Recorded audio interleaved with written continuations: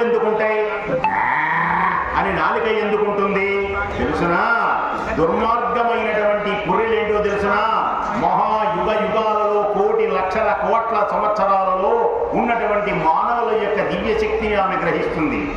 దుర్మార్గులైనటువంటి రాక్షసులను సంహరించడానికి కాళీ మాతగా అవతరిస్తే అని విజృంభించింది. విజృంభించినప్పుడు మీరు కాళీ అమ్మవారి బొమ్మ కింద చూడండి, ఒక శివుడు ఉంటాడు.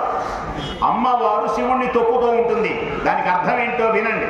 1000 మందికి చెప్పండి, మూర్ఖులకు చెప్పండి, జ్ఞానాన్ని వినండి, జ్ఞానవంతులు అవ్వండి, జ్ఞానవంతులుగా తయారు చేయండి. అంతేగాని అది అంతే అనకూడదు.